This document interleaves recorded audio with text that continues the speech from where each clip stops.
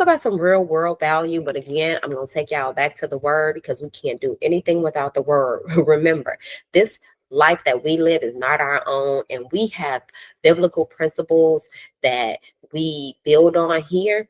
So as you move along, you'll see that God leads us. He leads us. That's what the whole portion of the picture is for. We are led by God. So we're going to start with Leviticus 25, and then we're going to read from 1 to 9. In Leviticus is in the Old Testament. In my book, it's on page 82. And we're going to go to 25. And as my prophet gives me these assignments, I go and I'm tasked to read them and learn them so that I'm able to pass them along and be a good servant. All right, so we're going to start at 25, 1 and 9. And this is the Sabbath year. And these are instructions. So please pay attention because the Lord wants you to put in, and then he wants you to have a Sabbath year, okay, where you rest.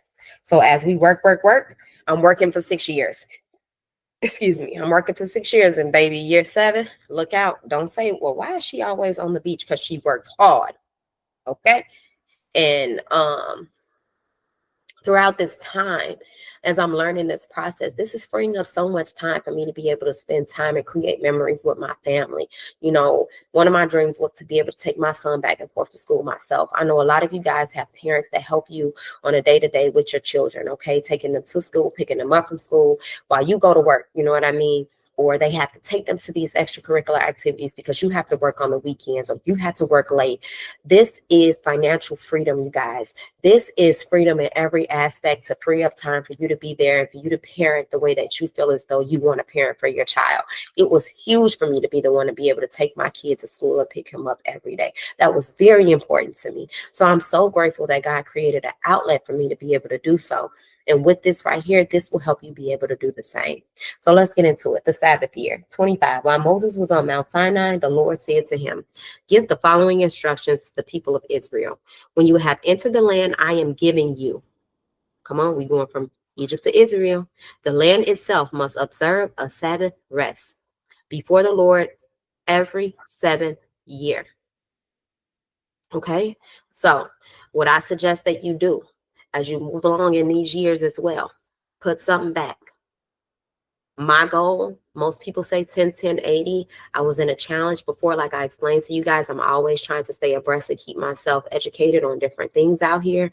He said put some away. He had like 6 jars. I can't think about it right now because I hadn't put it into play all the way yet, but this was just information that I got. But I know Joseph, when the famine came with Pharaoh, and this is where his brothers actually met him because they had to go to Egypt to buy some grain. Jacob sent them to Egypt to buy some grain. And the reason that Joseph had so much was because he preserved during before the famine came, because he had instructions. So please know that this is the same instruction. He is teaching you. He's telling you, put some back, because when the famine comes, you're going to live based off of what you put back for you and your family. And it can last for generations on, where like Jacob had to send his sons. And remember, I don't know if you remember when Joseph had these dreams when he was a little boy, and he told them that I seen you guys in my dreams that you guys were going to bow low to me. And he was like, wait, so what you trying to say? We ain't going to be bowing low to you, in so many words. And in so many words later on in life, when he was over Egypt, because he reigned over Pharaoh's kingdom, he was put in charge, they had to come back to him.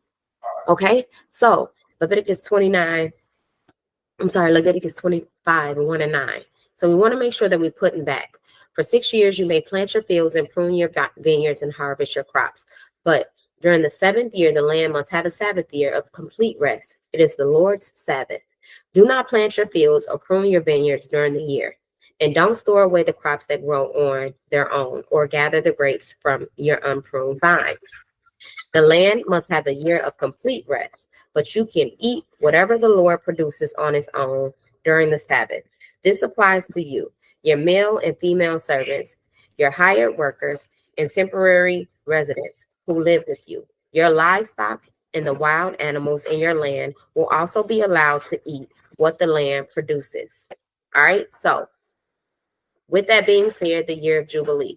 This is the year of Jubilee. I'm not sure if you guys have seen my post, but the Pope opened the door. This is the year of Jubilee. Check YouTube, check our posts on social media, do your own research. In addition, you must count off 7 Sabbath years, 7 sets of 7 years, adding up to 49 years in all. Then on the Day of Atonement, in the 50th year, blow the ram's horn